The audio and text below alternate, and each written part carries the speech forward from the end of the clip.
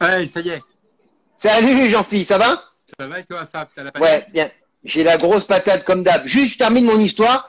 Ouais, je t'en prie, 30 vas-y. secondes. Voilà. Et donc, David Lidbetter, monsieur Lidbetter, était là, un grand monsieur charismatique avec son chapeau. Et en fait, pour être très honnête, je m'attendais à un mec qui allait pas trop regarder les gamins, qui allait pas les calculer. Et ben, tout le contraire. Le Mais il les type m'a, adore. Il le les type adore. m'a, ouais, il m'a scotché. Il a donné un vrai conseil, un truc d'ailleurs assez incroyable pour l'époque. Je pourrais le raconter après. Enfin, fantastique. Donc, Ouais, dis-moi. Jean-Philippe Serre, voilà. Tu badgeais David Lidbetter Academy. Euh, tu as monté beaucoup d'académies avec lui en France, y compris à Evian. T'as Moi, j'aimerais Evian. savoir comment tu l'as rencontré. Eh ben, en fin de compte, ça s'est fait en 89. Je suis d'abord parti voir un autre coach qui s'appelait Jimmy Balla, au Doral à Miami. Et Très puis, bien. ça m'a pas trop plu. On était avec trois D'accord. copains, on est parti 15 jours en vacances, on prenait des leçons là-bas, et puis ça m'a pas trop plu. Et puis, j'ai toujours été fan de Faldo, même quand, parce que j'avais vu à l'Open de France en 88 ou 7 à Chantilly. Je me souviens un peu trop de l'année. Et puis, en sortant de l'école fédérale, je voulais toujours travailler mon swing. J'avais une envie d'aller voir John Jacobs aussi, ça s'est pas fait. Et puis, avec trois potes, on s'est dit, on va se payer un hiver, c'était en 90, on va se payer un hiver de vacances en Floride, on va aller à Orlando, on va se faire 3 heures de cours le matin, un parcours l'après-midi, le lendemain, on fait les parcs, et ainsi de suite, comme ça, pendant une semaine. Et donc, si tu veux, on a pris les better, puisque Faldo, à l'époque, il... Ah, problème de Ah, connexion. allô? Ouais, c'est bon? Ouais, c'est bon. Donc, il avait gagné 6 majeurs pratiquement, 3 Masters, 3 Open britanniques. Donc, c'était le pro de l'époque, quoi. C'est-à-dire, c'était le professionnel de La l'époque. référence, c'était La la référence. référence. Voilà, un petit peu juste après un peu Ballesteros. Donc, on est arrivé là-bas, et puis on a pris les leçons. Et puis, je suis tombé sur un de ses assistants. Il y a des assistants incroyables qui ont des noms maintenant qui sont un peu connus partout dans le monde. Bon, je ne vais pas les énumérer tous, je pense de toute façon que vous les connaissez. Et puis, tu es reçu là-bas comme un roi, quoi. Que même si tu es, Ah, c'était avec Nona, ça? ouais, c'était avec Nona, 90, ouais, exactement. Donc, tu es reçu comme un roi. Donc, même si t'es pas très bon, même si tu es un débutant, même si tu prends une leçon avec David, bien évidemment, ça coûte très cher avec David que ses assistants. Mais tu as les mêmes standards que Faldo, quoi. Tu vois, tu as ta petite serviette, tu as des bouteilles, on te Ouais, reçoit, tu fantastique. as 4 mecs autour de toi, on t'amène en voiturette, etc., etc. Donc, la première année, je prends mes leçons et ça m'a beaucoup plu. Ça m'a beaucoup plu. À l'époque, j'étais à Saint-Cloud et j'y suis retourné 3 hivers de suite, 15 jours, toujours suivre pour améliorer mon swing. Et Donc là, vous avez sympathisé.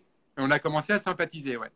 Et puis là, j'ai vu des joueurs extraordinaires. J'ai vu, comment il s'appelle, Anders Forsband, j'ai vu Brett Ogle, j'ai vu Per-Erik Johansson, j'ai même vu Ballesteros passer une journée. Je sais pas, j'en ai vu Nick plein, ouais. Price, ouais, il y avait une Nick cohorte. Price, j'en ai vu 20 000, 20 000, 20 000.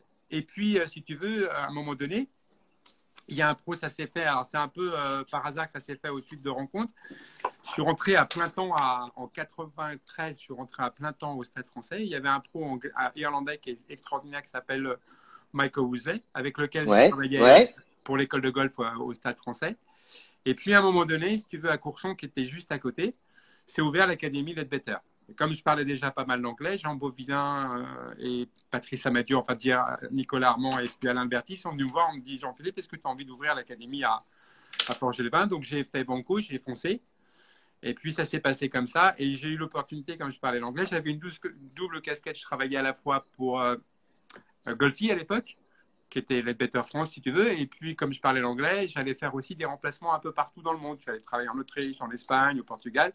Ce qui m'a amené de plus en plus, ils ont remarqué et ils ont vu mon travail, de plus en plus à pouvoir aller aux États-Unis pour passer, si tu veux, cette certification. Alors, justement, moi j'aimerais, excuse-moi parce que En c'est fait, au fantastique, contraire. Au c'est contraire, vas-y. fantastique que tu. Moi j'aimerais que tu nous parles de l'homme, parce que c'est vrai qu'on. Est-ce qu'il y a une différence entre l'homme que toi tu as côtoyé, avec qui tu as dû manger un sandwich ou une tarte aux fraises Plein de choses. ou bu une bière ou parler de la France, de la Plein de gastronomie, choses. du vin, de peu J'adore. importe. Euh, Est-ce qu'il y a une différence entre l'homme Ouais, et entre le coach qu'on voyait un peu, est-ce que le mec est hyper humble ou il exactement. a quand ouais, voilà, j'aimerais que tu nous parles de l'homme.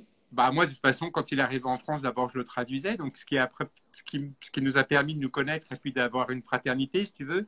Je l'ai amené à l'hôtel, je l'ai amené à l'aéroport. Enfin, j'ai fait plein de trucs pour lui. J'ai même fait le cadet, etc., etc.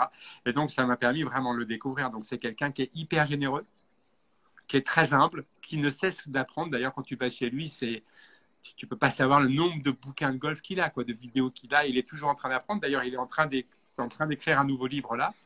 Donc, c'est quelqu'un qui m'a, en fin de compte, pourquoi je l'aime bien? Parce qu'en fin de compte, quand je suis arrivé là-bas, je n'ai pas commencé à donner des leçons. Quand je suis arrivé là-bas en 94, je pensais que j'allais regarder comme on fait dans les certifications, comme on fait un peu partout dans le monde. Mais quand je suis arrivé là-bas, ils m'ont dit non, non, mon petit gars, tu ne vas pas faire ça. Tu vas commencer à aller ramasser les balles, tu vas installer les zones, tu vas amener les clients à l'académie, tu vois. Et puis, tu rencontres, ben, évidemment, j'ai rencontré Brad Faxon, j'ai rencontré Annie Hells comme ça dans les voiturettes, peu importe. Mais si tu veux, ils regardent d'abord ce que tu es capable de faire, puis progressivement, tu vois. Et quand j'avais du temps, dans ce que je devais faire dans la journée, je prenais une banane ou une pomme et j'allais le regarder de loin. Tu vois, je me mettais à 30 mètres, 40 mètres. Et puis un jour, tu vois, il me fait comme ça. Il fait, tu veux regarder de près? Et puis, ben, je regardais de près. Et puis, ça s'est fait comme ça. Et puis, on a discuté. Comme j'ai travaillé à Saint-Cloud aussi, on avait des points communs parce qu'il adore un des meilleurs, on va dire, un mec qui a écrit un livre incroyable qui s'appelle Unlearning Golf. C'est Percy Boomer au début du siècle. J'aimais Faldo, j'aimais Saint-Cloud, j'aimais Anne Pulmer. Donc, c'est tout ça qui a fait que. Et puis, il aime la France. Fantastique, Voilà. fantastique. Il adore les Bah, enfants, comme tu l'as dit. Donc, plein de choses comme ça. écoute, moi, voilà, c'était important.